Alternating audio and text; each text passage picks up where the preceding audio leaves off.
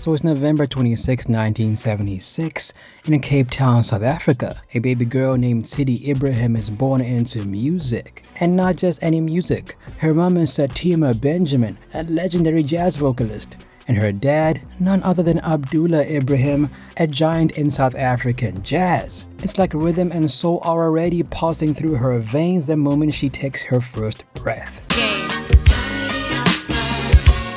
Grae.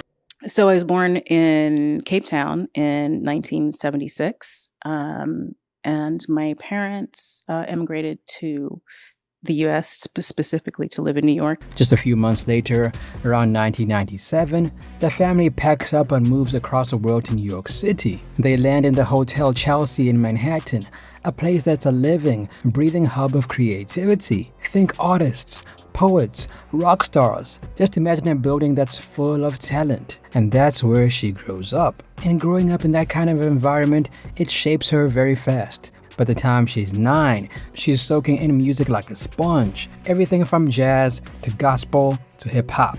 And because she has an African heritage, she's especially drawn to the vibrant African children's gospel songs her family plays, the kind that was sung in her native languages. It's wild, joyful, deeply spiritual stuff that sticks with her. School-wise, she's not a slouch either. She gets into Fiorello H. LaGuardia High School, the famous Fame School in New York City, and studies vocal performance. It's intense, competitive, but she somehow manages to thrive there. Then, wanting to understand the music business from the inside out, she enrolls at NYU as a music business major. But 3 weeks in, she knows it's not her path and she walks away. Sometimes you know when things are not right for you. Then 1995 rolls around, and this is where things get real. She's doing her thing when George Rhythm Martinez spots her talent. He brings her into a group called Ground Zero, and they record a 5-song demo. That demo ends up featured up in the Source magazine's Unsigned Hype around 1996. And around that time, that was a big deal. It was like a giant spotlight shining down from the heavens saying, "Look out for these artists." Now soon after that, she teams up with a rapper Ocean and DJ James Aggie Barrett to form a hip-hop group called Natural Resource. And at this time, she's going by the eclectic name What What. Now usually when hip-hop groups begin to form, they start to look for a label. But the trio does not wait for a record deal. They build their own label from the ground up, making records. And they begin dropping underground singles that catch a serious buzz. At this point, she's writing, she's producing, and she's grinding behind the scenes. It's like she was building her own little empire, learning the ropes and finding her voice. Then, around 1998, she makes a move that changes everything. She rebrands herself and comes into the spotlight as Jean Grae. And this was after her group disbanded. So it's 2002 and Jean Grae is a solo artist, and she's done waiting around for anyone's permission. She's been grinding, building behind the scenes, and now it's time to let the world hear what she's really about. She signs with Baby Grand Records and drops her first solo EP, Bootleg of the Bootleg. It's raw, it's smart, and it's already showing flashes of the brilliance she's about to exhibit. So with all this hype backing her, with people finally finding her music, and with her momentum going up rapidly, she finally decides to drop her debut album, Attack of the Attacking Things. 3 for the fans who already know the name.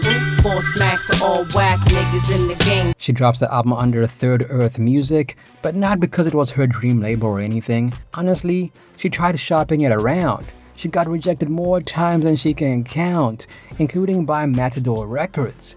And that sting, that rejection, it doesn't really break her down, it just adds more fuel to the fire. Now Jean Grae was not just your average artist. She went against the grain and decided that she was not trying to be too industry.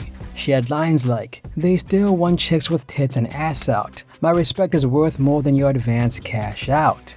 And as mentioned earlier, that was not just a clever bar. That was her calling out the industry that still did not know what to do with female rappers, especially ones that were smart, lyrical, and refusing to play by the old rules. Now at this point, people are beginning to listen, and they're saying, "Yo, is this the best female hip-hop album since Lauryn Hill?" And honestly, that was not just hype. Even though the album was not mainstream, it was almost like a quiet revolution, and it was one that people respected. So after dropping her first album, she dropped another one in 2004, and this one is called This Week. Now this one, it wasn't just good, it was powerful, and people were once again comparing her to Lauryn Hill. That's twice now, proving that she's not just a one-hit wonder. Then around 2008, she drops another album. This one is called Genius, and this time she works with Ninth Wonder. Blacksmith, flip mode, come here, baby.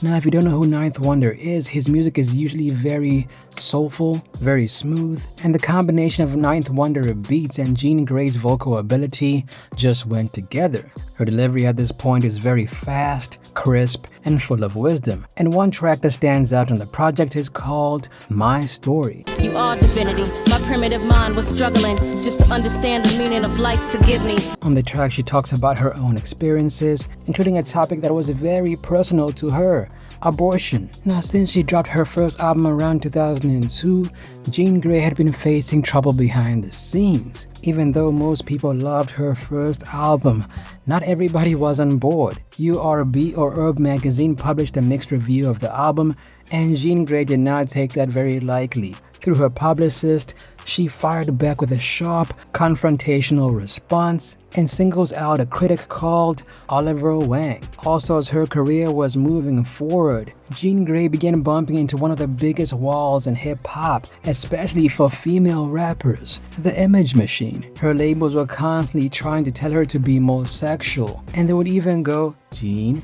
we need you to wear more provocative clothing in order to sell more records." And because that was not part of Jean Grae's personality, and because she thought she'd be fake, she flat out said no. And there's even more to the story. When a lot of artists enter the game, they usually have to do a lot of photo shoots and things of that nature to promote themselves. So Jean Grae would show up for a photo shoot, she'd then go to the back room to change, and then her publicist would show up like, "Jean, I know what you're about to say, but please put this on." Her publicist would show up with swimwear, revealing clothing, to which Jean Grae would be like, "Nah, stop. I'm not doing this. I'm not gonna wear that." And this caused a lot of tension behind the scenes, but it was her saying, "This is who I am, take it or leave it." Also behind the scenes, the battle between her and her label was increasing. Her album Genius, the one she made with Ninth Wonder, was shelved indefinitely at first. At the time, her label thought she was not going to make enough money to recoup, and this was very disheartening for Jean Grae. So the project began circulating through bootlegs, gaining traction underground, even though it was not properly dropped. So with all of the drama going on behind the scenes, labels not promoting her album or putting it out, and people telling her that she needs to be more sexy, she was starting to lose it a little bit. So much so that Jean Grae goes, "Look, I'm tired of this rap thing now. I don't want to do this anymore, and I think I want to retire." Not because she's out of material, but because she's done dealing with the nonsense. And then comes 2008, and things really blow up.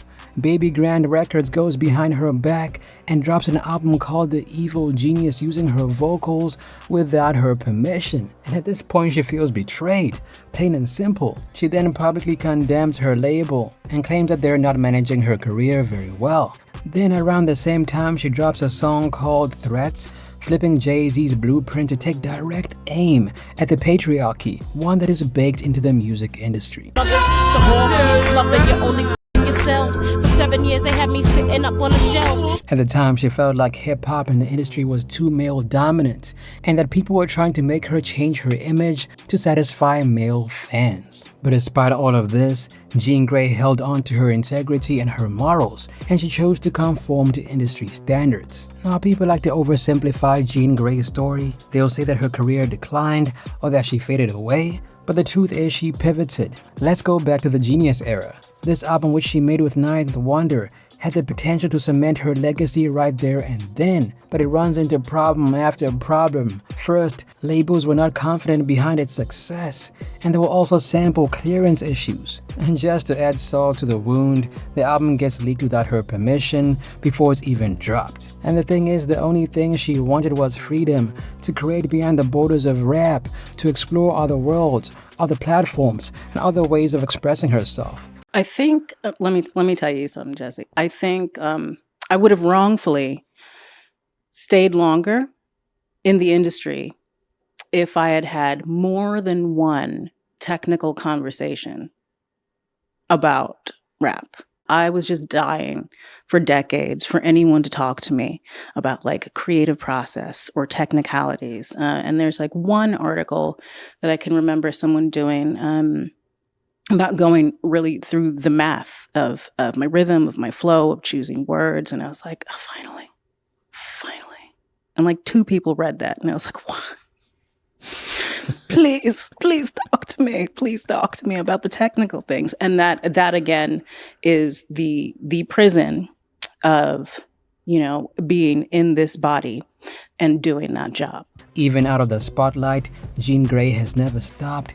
She spent the past 25 years making money, teaching masterclasses, performing around the world, mentoring, and living what she calls a rock star life on her own terms. She has directed, she has written, hosted several podcasts, and she is still telling stories just in different forms now. And here's what makes her story so different. She owns it. All of it. She's been clear, she's not a victim of the industry. She didn't fall off, she simply chose her own lane. So around 2018, she drops a collab album called Everything's Fine, and that album got a lot of love. In fact, Rolling Stone even ranked it at number 22 of the best hip-hop albums of the year. Too bizarre, you know who you are. You should get hit by a moving car. But instead of capitalizing on the buzz of the album with more albums or tours, Jean Grae pulls a classic Jean move. She goes where the art takes her, and not where the industry expects her to go. In 2016, she founded the Church of Infinite You, a non-denominational, open-hearted, community-centered space that reflects everything she stands for. Jean Grae still performs here and there. In fact, in 2023, she did a few intimate shows at the Bell House in Brooklyn, and in this year, she has popped up here and there to perform as well. That's it, no tours, no big announcements, it's just her and her music. So no, Jean Grae hasn't dropped an album in a while, but she's still creating, she's still living her full truth, and to this day she remains proud that she did not conform to industry standards. That's it from me, it's your boy Ali. What happened to Jean Grae in your opinion? Let me know down below. Also add me on Instagram at Ali Talks Music. Till next time, peace.